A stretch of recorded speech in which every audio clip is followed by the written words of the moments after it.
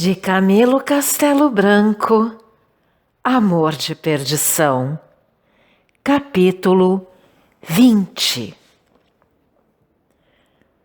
A 17 de março de 1807, saiu dos cárceres da Relação Simão Antônio Botelho e embarcou no cais da Ribeira com 75 companheiros.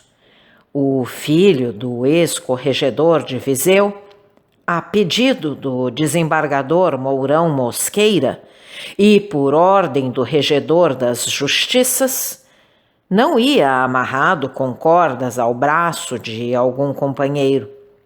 Desceu da cadeia ao embarque, ao lado de um meirinho, e seguido de Mariana, que vigiava os caixões da bagagem. O magistrado, fiel amigo de Dona Rita Preciosa, foi a bordo da nau e recomendou ao comandante que distinguisse o condenado Simão, consentindo-o na tolda e sentando-o à sua mesa. Chamou Simão de parte e deu-lhe um cartucho de dinheiro em ouro que sua mãe lhe enviava. Simão Botelho aceitou o dinheiro e, na presença de Mourão Mosqueira, pediu ao comandante que fizesse distribuir pelos seus companheiros de degredo o dinheiro que lhe dava. "É demente o senhor Simão?" disse o desembargador. "Tenho a demência da dignidade. Por amor da minha dignidade me perdi. Quero agora ver a que extremo de infortúnio ela pode levar os seus amantes. A caridade só me não humilha quando parte do coração e não do dever. Não conheço a pessoa que me remeteu esse dinheiro." "É sua mãe?" tornou Mosqueira. "Não tenho mãe. Quer Vossa Excelência remeter-lhe esta esmola rejeitada?" "Não, senhor." "Então, senhor comandante, cumpra o que lhe peço, ou eu atiro com isto ao rio." O comandante aceitou o dinheiro e o desembargador saiu de bordo como espantado da sinistra condição do moço. "Onde é Monchique?" perguntou Simão a Mariana. "É acolá, senhor Simão," respondeu, indicando-lhe o mosteiro que se debruça sobre a margem do Douro, em Miragaia. Cruzou os braços Simão e viu, através do gradeamento do mirante, um vulto. Era Teresa. Na véspera, recebera ela o adeus de Simão e respondera, enviando-lhe a trança dos seus cabelos. Ao anoitecer daquele dia, pediu Teresa os sacramentos e comungou à grade do couro, onde se foi amparada a sua criada. Parte das horas da noite passou-as sentada ao pé do santuário de sua tia, que toda a noite orou. Algumas vezes pediu que a levassem à janela que se abria para o mar, e não sentia ali a frialdade da viração. Conversava serenamente com as freiras e despedira-se de todas, uma a uma, indo por seu pé às celas das senhoras entrevadas para lhes dar o beijo da despedida. Todas cuidavam em reanimá-la e Teresa sorria, sem responder aos piedosos artifícios com que as boas almas a si mesmas queriam simular esperanças. Ao abrir da manhã, Teresa leu uma carta de Simão Botelho. As que tinham sido escritas nas margens do Mondego enterneciam-na a copiosas lágrimas. Eram hinos à felicidade prevista. Eram tudo o que mais formoso pode dar o coração humano quando a poesia da paixão dá cor ao pensamento e uma formosa e inspirativa natureza lhe empresta os seus esmaltes.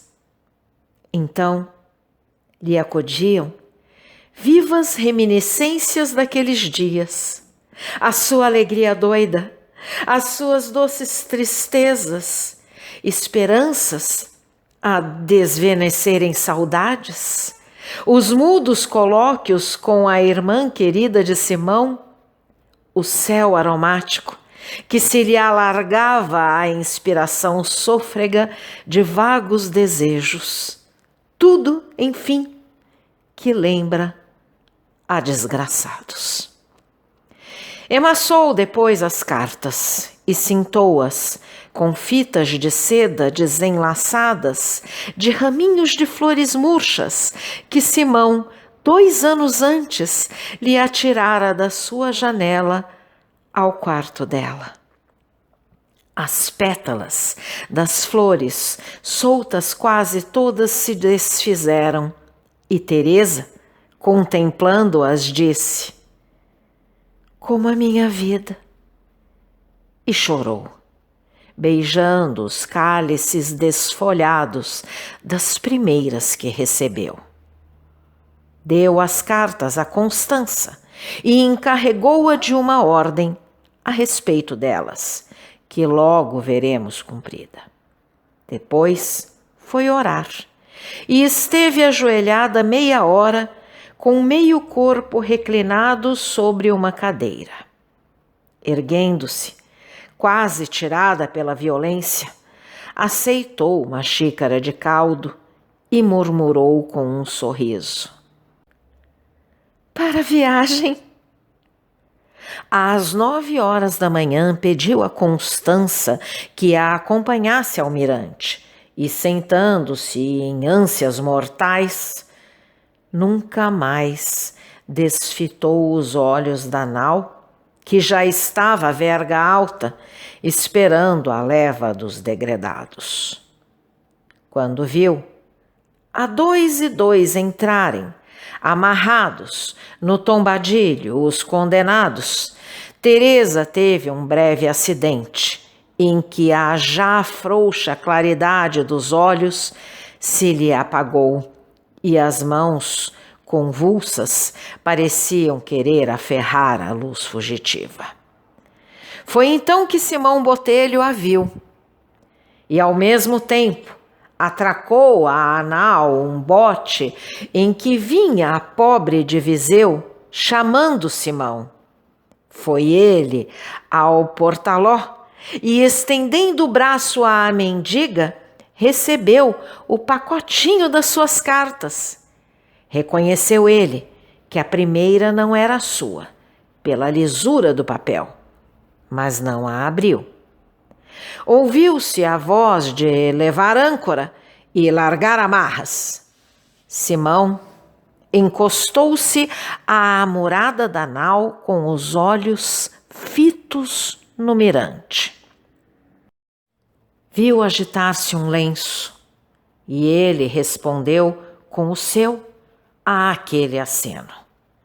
Desceu a nau ao mar e passou fronteira ao convento. Distintamente, Simão viu um rosto e uns braços suspensos das reixas de ferro, mas não era de Teresa aquele rosto. Seria antes um cadáver que subiu da claustra ao mirante, com os ossos da cara inçados ainda das herpes da sepultura. É Teresa? Perguntou Simão a Mariana. É, senhor, é ela, disse, num afogado gemido, a generosa criatura, ouvindo seu coração dizer-lhe que a alma do condenado iria breve no seguimento daquela por quem se perdera. De repente, aquietou o lenço que se agitava no mirante e entreviu Simão um movimento impetuoso de alguns braços e o desaparecimento de Teresa e do vulto de Constança que ele divisara mais tarde. A nau parou defronte de Sobreiras. Uma nuvem no horizonte da barra e o súbito encapelamento das ondas causara a suspensão da viagem anunciada pelo comandante. Em seguida, velejou da foz uma catraia com o piloto-mor que mandava lançar ferro até novas ordens. Mais tarde, adiou-se a saída para o dia seguinte. E, no entanto, Simão Botelho, como o cadáver embalsamado, cujos olhos artificiais rebrilham cravados e imotos num ponto, lá tinha os seus, imersos na interior escuridade do miradouro. Nenhum sinal de vida, e as horas passaram até que o derradeiro raio de sol se apagou nas grades do mosteiro. Ao escurecer, voltou de terra o comandante e contemplou, com os olhos embaciados de lágrimas, o desterrado, que contemplava as primeiras estrelas iminentes ao mirante. "Procura no céu?" disse o nauta. "Se a procuro no céu?" repetiu maquinalmente Simão. "Sim, no céu deve ela estar." "Quem, senhor?" "Teresa." "Teresa? Morreu?" "Morreu, além, no mirante, donde ela estava acenando." Simão curvou-se sobre a amorada e fitou os olhos na torrente. O comandante lançou-lhe os braços e disse: "Coragem, grande desgraçado, coragem! Os homens do mar creem em Deus. Espere que o céu se abra para si pelas súplicas daquele anjo." Mariana estava um passo atrás de Simão e tinha as mãos erguidas. "Acabou-se tudo", murmurou Simão. "Eis-me livre para a morte, senhor comandante", continuou ele energicamente. "Eu não me suicido, pode deixar-me." "Peço-lhe que se recolha à câmara. O seu beliche está ao pé do meu." "É obrigatório recolher-me?" "Para Vossa Senhoria não há obrigações, há rogos. Peço-lhe, não mando." "Vou e agradeço a compaixão." Mariana seguiu-o com aquele olhar quebrado e mavioso do Jaú, quando o poeta desembarcava segundo a ideia apaixonada do cantor de Camões. Encarou nela Simão e disse ao comandante: "E esta infeliz?" "Que o siga?" respondeu o compassivo homem do mar, que cria em Deus.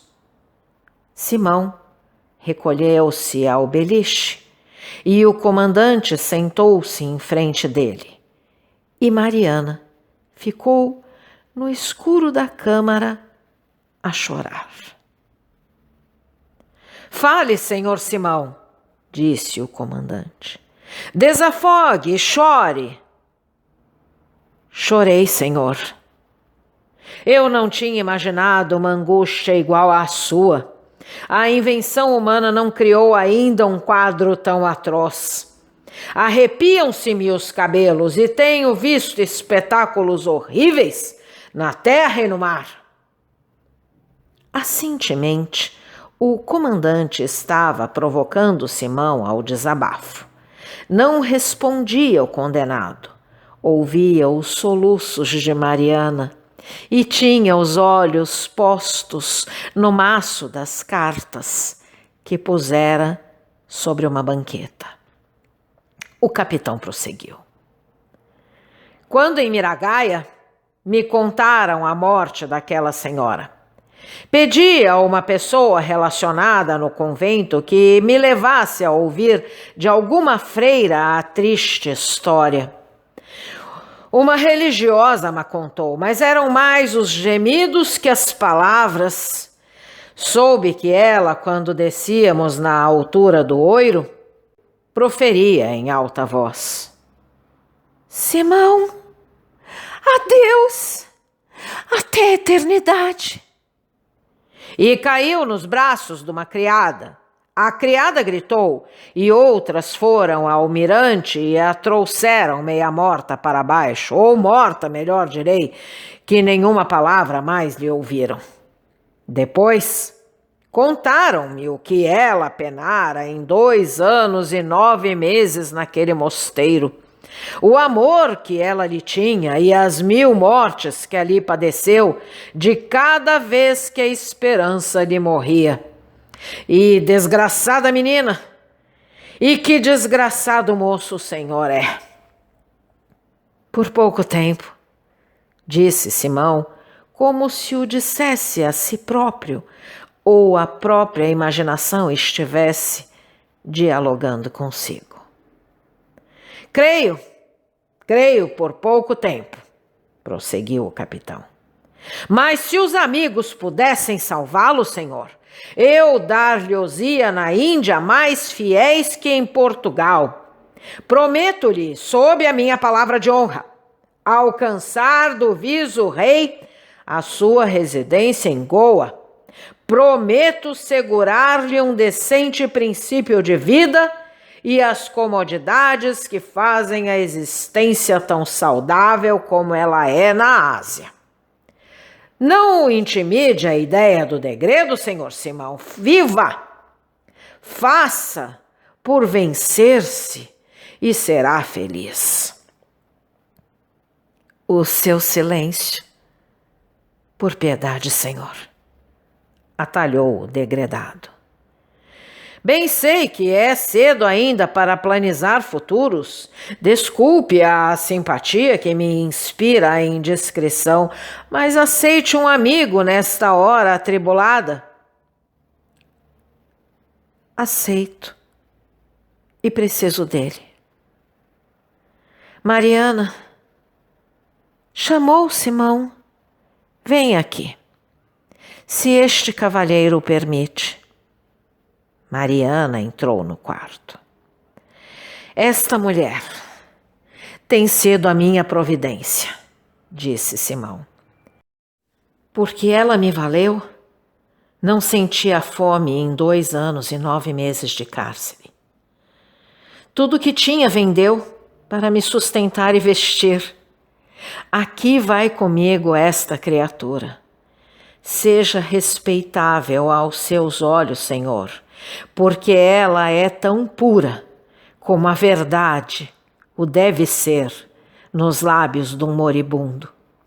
Se eu morrer, Senhor comandante, aceite o legado de a amparar com a sua caridade, como se ela fosse minha irmã. Se ela quiser voltar à sua pátria, seja o seu protetor na passagem. E estendendo-lhe a mão, disse com transporte: promete-me isto, senhor. Juro-lhe. O comandante, obrigado a subir ao tombadilho, deixou Simão com Mariana. Estou tranquilo pelo seu futuro, minha amiga. Eu já o estava, senhor Simão, respondeu ela. Não se trocam palavras por largo espaço. Simão apoiou a face sobre a mesa e apertou com as mãos as fontes arquejantes. Mariana, de pé, ao lado dele, Fitava os olhos na luz mortiça da lâmpada oscilante e cismava, como ele, na morte. E o Nordeste sibilava como um gemido nas gáveas da nau. Então, caro audioleitor, se você gostou deste conteúdo, deixe seu like e inscreva-se no canal ativando o sininho para ser notificado dos próximos vídeos, com os próximos capítulos deste e de outros livros que estarei publicando. Um grande abraço e até a próxima!